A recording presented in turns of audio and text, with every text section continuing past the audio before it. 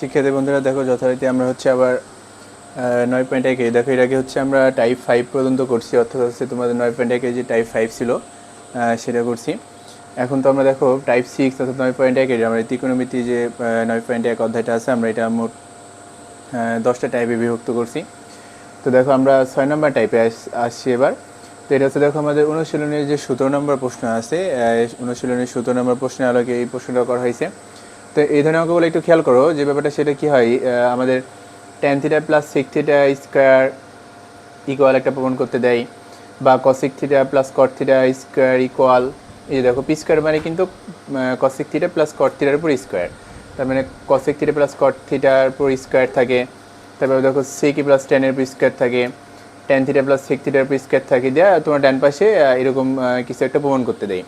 তো দেখো এই অঙ্কগুলো হচ্ছে অনুশীলনের 17 নম্বর, সিলেট বোর্ড 24, অনুরূপ সিলেট বোর্ড 19 এবং সিলেট বোর্ড 20, তিনটা বোর্ড কোশ্চেন এবং একটা বই আছে এই ধরনের অঙ্ক। তো আমরা এই অঙ্কটা একটু সমাধান করব। তো এখানে দেখো আমাদের প্রথম যে অঙ্কটা আছে অনুশীলনের 17 নম্বর 9.1 এটা একটু আমরা প্রথমে সমাধান করব, তারপরে বাকি দুটা অঙ্ক সমাধান করব। তো এখানে একটু খেয়াল করো যে আমাকে বুঝতে প্রমাণ করো যে tan theta plus sec theta whole square equal 1 plus sin theta divide by 1 minus sin theta. তো এখানে আমরা যে কাজটা করবো এই ধরনের অঙ্কগুলোর ক্ষেত্রে আমরা সবসময় বাম পক্ষ থেকে ডান পক্ষ এটা হচ্ছে আমরা প্রমাণ করব। তো দেখো আমরা হচ্ছে নর্মালি যেটা বাম পাশে আছে সেটা লিখব যে বাম পক্ষ, বা আমরা এটা ভেবে লিখতে পারি যে বাম পক্ষ। তো দেখো সমাধানটা দেখো আমরা কি করছি, তো আমরা যেটা বাম পক্ষে আছে মানে বাম পাশে আছে এইটা থেকে আমরা ডান পাশে এটা প্রমাণ করব। তো লিখলাম হচ্ছে লেফট হ্যান্ড সাইড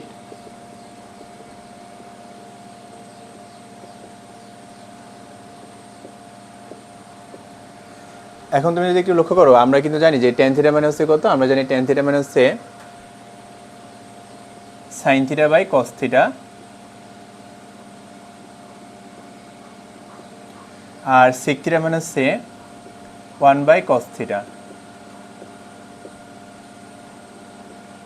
দেখো এই সূত্রটা হচ্ছে আমরা জানি যে আমরা জানি tan থিটা সমান হচ্ছে sin theta by cos theta, আর sec থিটা সমান হচ্ছে 1 বাই cos থিটা। তো দেখো আমরা জাস্ট সূত্র যেটা অ্যাপ্লাই করলাম এখানে ত্রিকোণমিতির।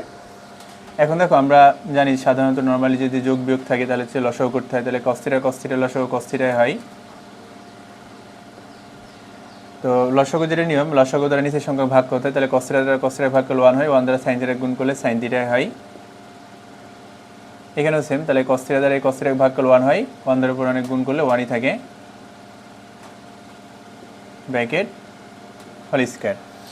এখন তুমি যদি একটু লক্ষ্য করো সেটা হচ্ছে যে আমাদের sin থিটা প্লাস 1 আমরা এটা হচ্ছে এইভাবে লিখতে পারি, 1 প্লাস sin থিটা লিখতে পারি। sin থিটা প্লাস 1 মানে হচ্ছে 1 প্লাস sin থিটা, একই ব্যাপার।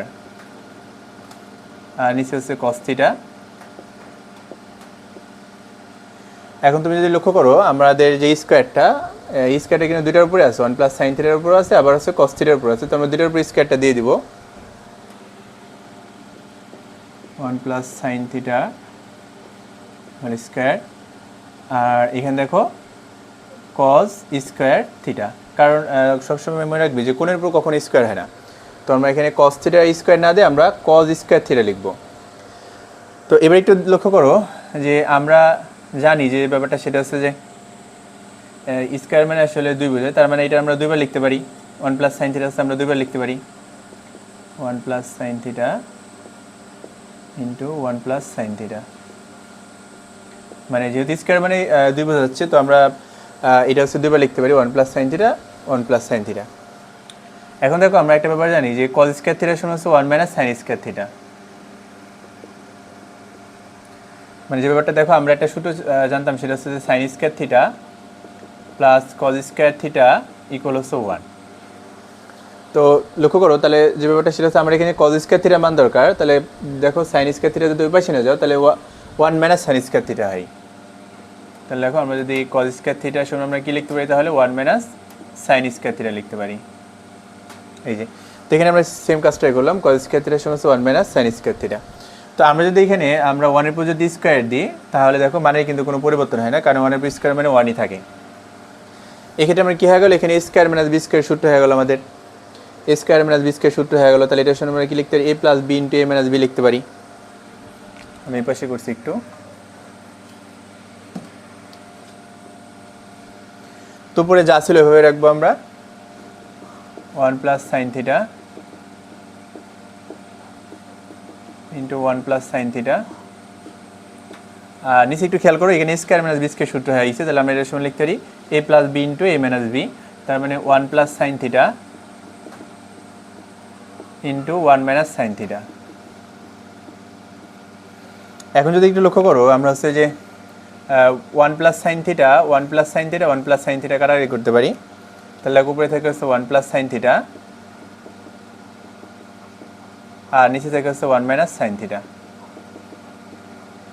তো এটাই দেখো রাইট হ্যান্ড সাইড, এটাই আমার হচ্ছে ডান পক্ষ প্রমাণ করতে বলেছিল, তো আমরা এটার সময় রাইট হ্যান্ড সাইড লিখতে পারি। আমার যেহেতু প্রমাণ করতে বলেছে তাই আমরা প্রুফ লিখে দিলাম। তো একটু দেখো আমরা যদি এক ব্যাকে একটু রিপিট করি ব্যাপারটা, সেটা হচ্ছে দেখো আমাদের এখানে tan theta plus sec theta whole square equal 1 plus sine theta divide by 1 minus sine theta, এটা প্রমাণ করতে বলছে।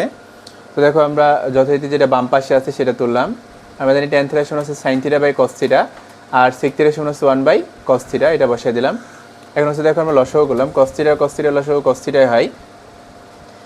এখন লসাগু যেটা নিয়ম, লসাগু দ্বারা নিচের সংখ্যা মানে হরেক ভাগ করতে হয়, তাহলে cos থিটা দ্বারা cos থিটা ভাগ করলে 1 থাকে, আর ভাগফল দ্বারা উপরে সংখ্যার সাথে গুণ, তাহলে 1 দ্বারা সাইন থিটা গুণ করলে সাইন থিটাই থাকে। এখানে সেম cos থিটা দ্বারা cos থিটা ভাগ করলে 1 থাকে, 1 দ্বারা অনেক গুণ করলে 1ই থাকে। বাইরে হোল স্কয়ার ছিল এভাবে রাখছি আমরা।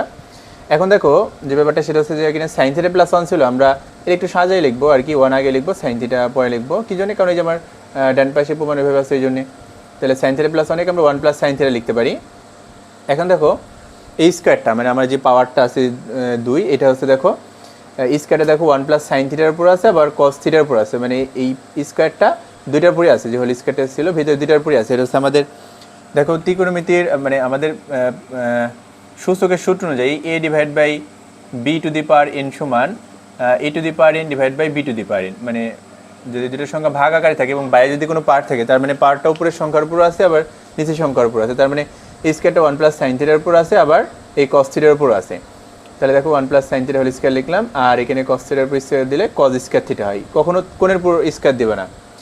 আর তাহলে দেখো 1 plus sine theta whole square, তার মানে এটা হচ্ছে আমরা দুইবার লিখতে পারি, যেহেতু স্কয়ার মানে 2 বোঝাচ্ছে, তার মানে এটা আমরা দুইবার ইনটু আকারে লিখতে পারি। যেমন দেখো আমরা যদি 1 স্কয়ার থাকে তার মানে আমরা 1 ইন্টু 1 লিখতে পারি, বা মনে করো যদি 2 স্কয়ার থাকে তাহলে আমরা 2 ইন্টু 2 লিখতে পারি। তো সেম একই রকমভাবে 1 প্লাস সাইন থিটা স্কয়ার আছে, তার মানে আমরা 1 plus sine theta 1 plus sine theta এভাবে দুইবার লিখতে পারি। আর আমরা জানি cos স্কয়ার থিটা সমান 1 মাইনাস সাইন স্কয়ার থিটা, তো আমি মনে মনে 1 এর উপর স্কয়ার দিলাম। তাহলে দেখো উদ্দেশ্য কি, আমার স্কয়ার মাইনাস বি স্কয়ার সূত্র হয়ে গেল, এখানে আমাদের এখানে স্কয়ার মাইনাস বি স্কয়ার সূত্র হয়ে গেল। তো দেখো এটার সময় আমরা কি লিখতে পারি, a plus B into A minus B, A plus B into A minus B, এখানে এ মানে 1 আর বি মানে হচ্ছে সাইন থিটা, আর উপরে যেভাবে ছিল আমরা ভেবে রাখলাম, তাহলে 1 plus sine theta 1 plus sine theta কাটাকাটি, তাহলে দেখো আমরা 1 প্লাস সাইন থিটা উপরে থেকে আর নিচে থেকে হচ্ছে 1 মাইনাস সাইন থিটা, এগুলো হচ্ছে রাইট হ্যান্ড সাইড। তাহলে দেখো এটা প্রমাণ হয়ে গেছে। এবার দেখো আমরা যে 2 নম্বর ম্যাথটা ছিল সেই ম্যাথটা একটু সমাধান করবো, সিলেট বোর্ড 24-এর মেবি।